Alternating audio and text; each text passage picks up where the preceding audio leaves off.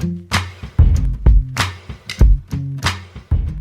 currently working for the United Nations as a political affairs officer in the Department of Peacekeeping Operations. I'm doing something different every day, but a lot of it requires research that applies to real-life applications.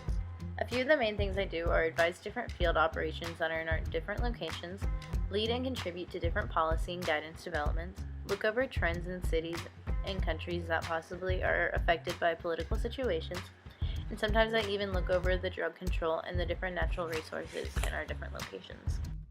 To work in this field, you have to be able to show professionalism, show pride in your work and your achievements, be able to work in a team, and be able to plan for different activities. For a class I did in my first year in college called New Student Experience, I was able to interview two professionals that are in the career I wanted to pursue. While neither of them worked in the United Nations, they were both industrial psychologists. The first person I interviewed was julia-helton, who happened to be my mom, told me about how her research with Navy pilots was applied to real life and that the Navy used her team's research to whatever they were doing. The second person I interviewed was Dr. Stephen Cass. His research on distracted driving was used by the state legislature to make texting and driving illegal in the state of Florida. So those two interviews helped me realize that I can make a difference with my research at the United Nations. It all started when I found out what my ultimate purpose is, and that is to help everyone get an equal opportunity and to be treated equally. My personal purpose really helped me find the career I wanted to pursue because the United Nations has a really big emphasis on promoting social progress, better living standards, and human rights. It first occurred to me in high school that in whatever career I pursued, I wanted to help people. I was really stuck on the idea that I needed to do something big to make a difference in the world, but I soon realized it was the small things that made the biggest difference. I started off small. I volunteered as a volleyball coach at my old elementary and middle school, and I also tutored kids. For the same class, I had to interview two professionals. I had to take different assessments that allowed me to explore my options and find the best fit for me. We took different assessments throughout the semester that matched with who we are. One of the first ones we took was about finding our strengths.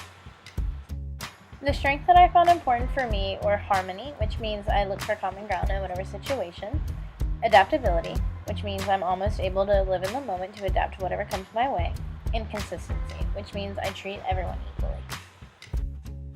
In another assessment, I discovered that support from wherever I work was really important for me and that having a relationship with those I worked with was a really big way to get things done, which I'm lucky to have in my current job.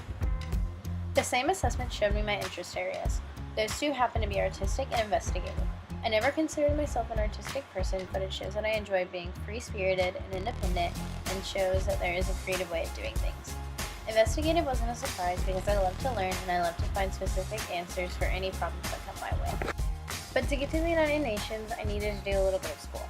I spent my first 2 years of college getting my AA from Valencia College. When I was finished in the spring of 2018, I paid close to $7,000. From there, I transferred to the University of Central Florida to get my bachelor's in psychology. Luckily, I was in-state, so I didn't have to pay too much. By the time I graduated in spring of 2020, I paid about $12,000. To get a job in psychology, you probably won't have many options with just a bachelor's, so naturally I went on to my master's. I went to New York University to get my master's in industrial and organizational psychology. This is where receiving my degree made me a little sad. Anywhere you go, graduate school is going to cost a lot. So by the time I graduated in 2022 from NYU, I paid about $100,000. In the 6 years I was in school, I paid about $119,000. But while I was going to school, I was working and doing different internships. The 3 internships I did while in school were a really big help in the career I'm pursuing today. The first internship I did was the summer between my sophomore and junior year. It was actually an NYU internship for psychology undergrads. There I was able to get a first-hand experience what I'd be doing in the workforce. The second and third internships were the same, but I was in different locations, and they were both for the United Nations. I was an intern for human rights under the Office of High Commissioner for Human Rights. The first one I did was the summer going into my master's, and it was in Geneva, Switzerland. The second time was between my first and second years of getting my master's in New York City.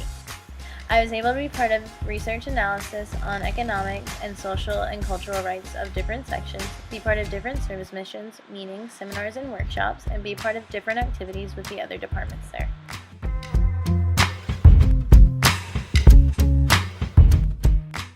The best piece of advice I can give to potential psychology students is to not limit yourself to a single branch. There are so many branches you can explore and test out, and you can find the best fit for you. Advice I can give to all students is to not be afraid to take risks, because without them, you might not see what you can do and see what you're actually capable of.